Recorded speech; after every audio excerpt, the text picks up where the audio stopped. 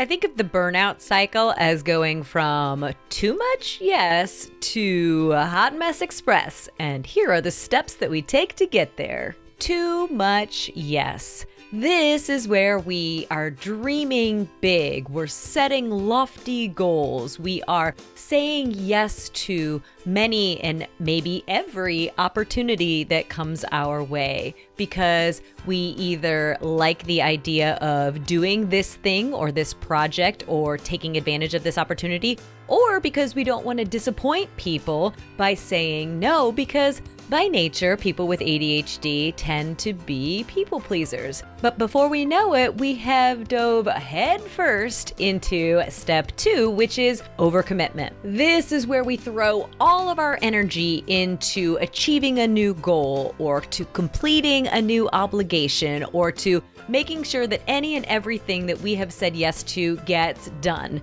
And in doing so, we are not quite as aware of our bandwidth as we should be, which then leads us to dopamine depletion, which happens when our energy starts to wane and we start to notice that our executive function is even a bigger struggle than normal. We're really struggling to motivate ourselves to work on this project or on any project. We're struggling to follow up on things that we said that we would do, or we're even more forgetful than normal, which sort of leads to its own little mini cycle of feeling bad about ourselves, feeling like we're worthless, feeling like we can't keep up, and feeling like we can't ever finish anything, which then leads to toot toot, riding on the hot mess express. This is when we hit physical, mental, and emotional exhaustion. We don't find joy in things that we previously found joy in. We're no longer excited about the things that we committed to. Many times we'll just stop. We won't even follow through and finish the things that we've committed to because we're so burned out. It's like the only option that we have left is to just completely shut down and recharge our batteries. But it doesn't have to be like this. We don't have to go through this cycle over and over again of saying yes, overcommitting, depleting our dopamine, and jumping on that hot mess express. Stick around for today's episode of the ADHD Mompreneur, where we are going to discuss what ADHD burnout symptoms look like, how we can recover if we are experiencing them, and how we can prevent ADHD burnout in the future.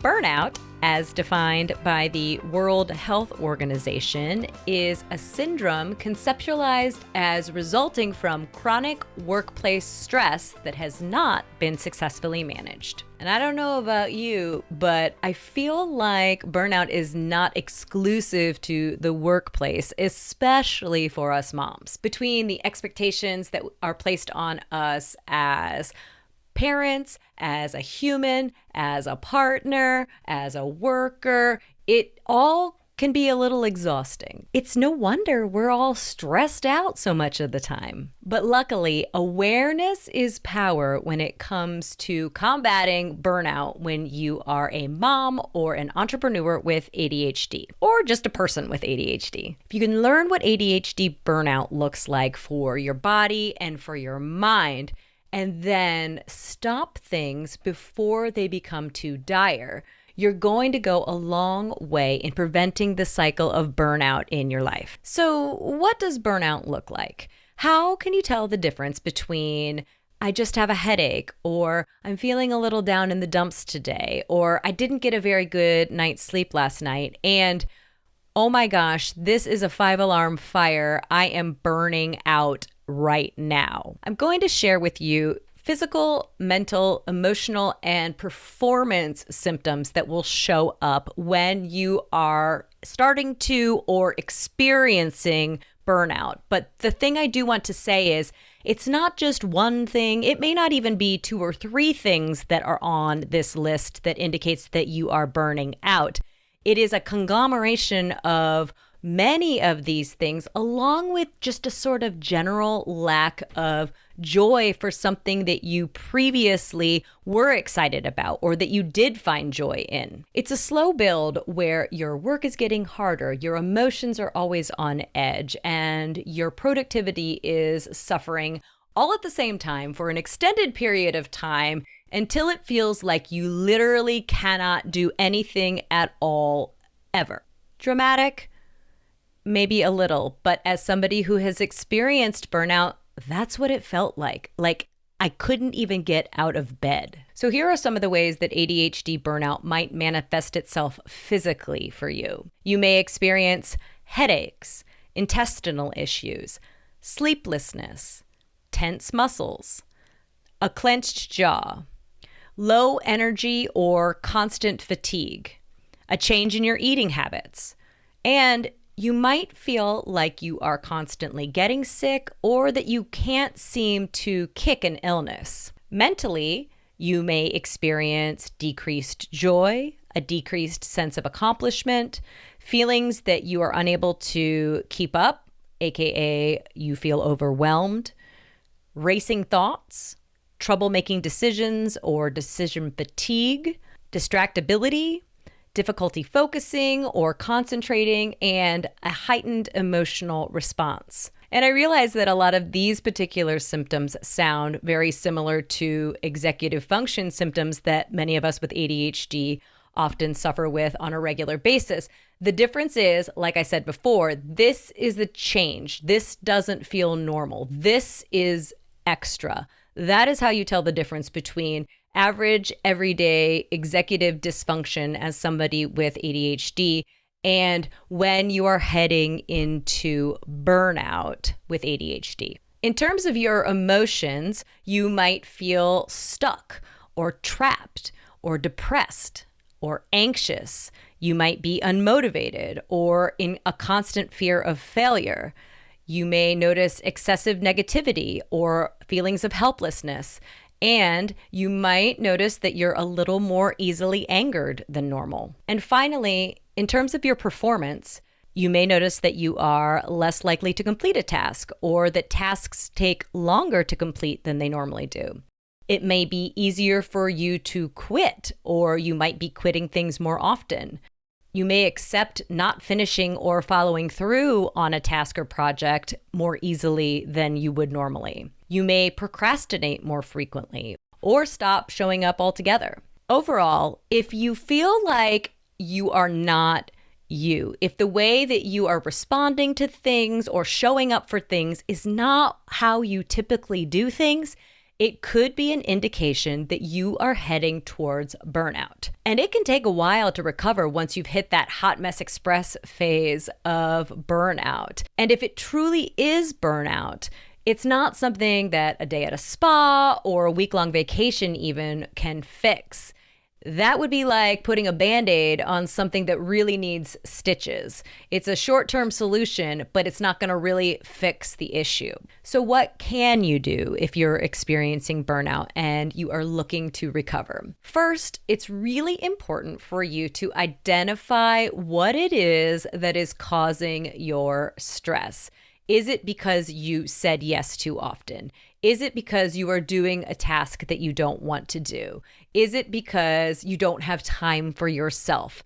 Chances are you're going to be able to pin down a reason or several reasons that you are feeling stressed, overwhelmed, and exhausted. Once you realize where these areas are, you can start to formulate a plan of where you can subtract so that you are no longer putting your energy and effort into something that is not serving you, and where you can add tasks in that do bring you joy or that won't cause you to feel more exhausted or contribute to your stress. And when you are going through this process, it is very important for you to address your recovery on a daily basis. You need to take frequent breaks.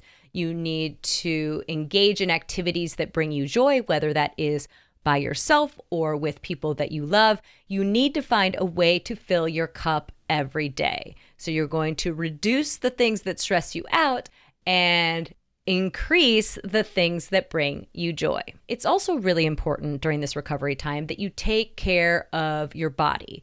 Try to get some movement on a regular basis because movement creates more dopamine, and more dopamine is going to help your brain start to relax and heal. You also need to make sure that you are getting enough sleep, whether that means going to bed earlier or sleeping in a little later if you can, or perhaps taking a nap during the day when you can, just to kind of hit that reset button and give your brain a chance to relax and repair. It's also really important for you to think about what you are feeding yourself at this time. A lot of times when us ADHDers are experiencing burnout, we just reach for whatever is comforting. That might look like something very sugary or heavy on the carbs or not very nutritionally dense. But this is the time when we really need to be focusing on making sure we're getting plenty of protein, because protein is the building block that's used for creating neurotransmitters like dopamine,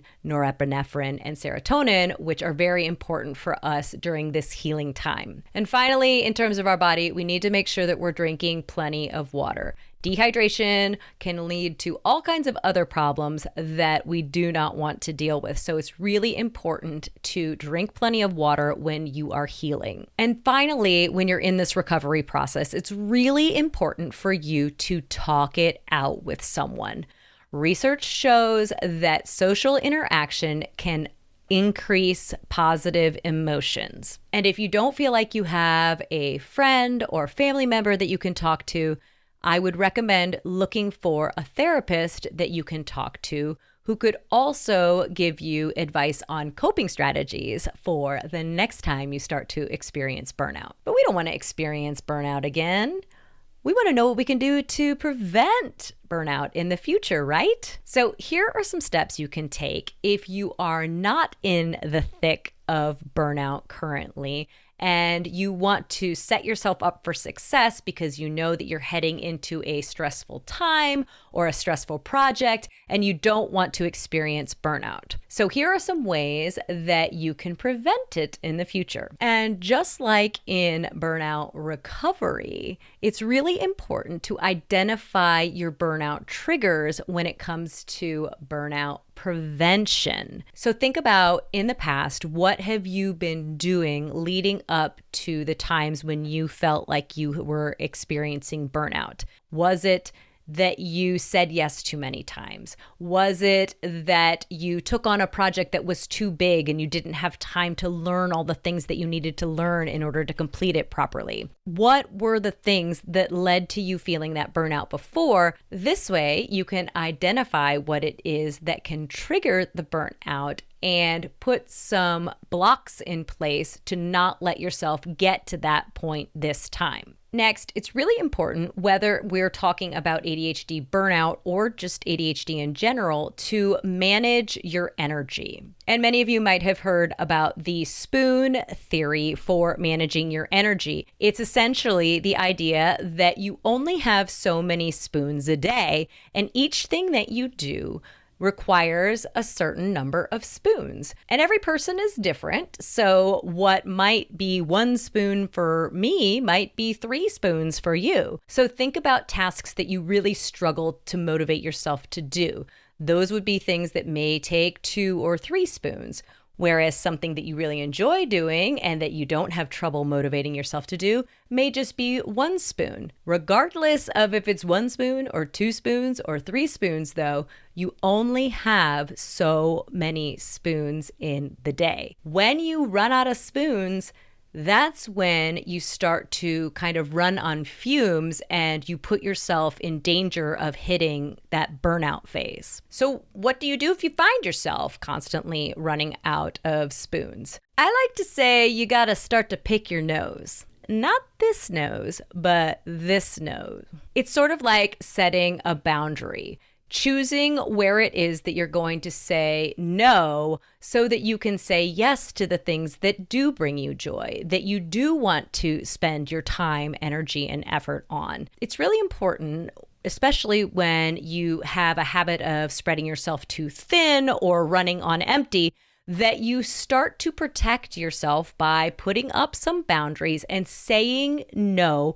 when the task or project or obligation that you're being asked about isn't something that you have the bandwidth for. Another thing that can really help with burnout prevention is to prioritize the tasks that we're doing. But prioritization is an executive function, and ADHDers struggle with executive function. So I've come up with a little acronym that I like to use for myself and for my clients to help us to prioritize the things that are on our to-do list. It is called trimming your to-do list. And TRIM is an acronym that stands for T for time sensitive, meaning that the task has a due date, so it needs to be done by a certain date or time. R is for required, which means that you need to complete this step in order to move on to the next step.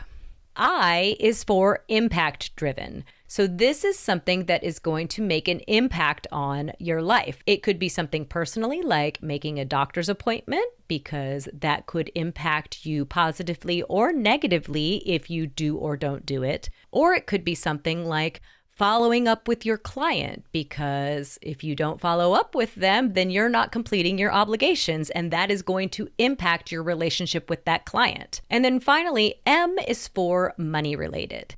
These are the tasks that are going to make you money if you do them or cost you money if you don't do them. So invoicing a client is going to make you money, and that makes it a priority. Or paying your bills is going to cost you money if you don't pay them on time. So it's a priority so that you don't waste money on late fees. It's also really important for you to find time to take care of you every single day. Yes, every single day. These don't have to be tasks that cost you a lot of time or money or energy or effort. It's more like tiny things that you can do every day to fill your cup, like calling your best friend, or starting a gratitude practice, or learning a language on Duolingo, or reading a book that you love, moving your body, or watching a funny cat video on TikTok. If it brings you joy, then it fills your cup. And that is an important step towards preventing burnout in the future. And that, my mama friends, wraps up our discussion today about what the symptoms of ADHD burnout look like, what you have to do to recover if you're experiencing ADHD burnout, and what you can do to prevent burnout in the future. I'd love to know if there's something that you do regularly to prevent burnout that I didn't mention today. You can either drop a comment below if there's a space to comment, or you can leave me a voicemail at the link that's provided in the show notes. I really appreciate you taking the time today to watch or listen to this episode of the ADHD Mompreneur.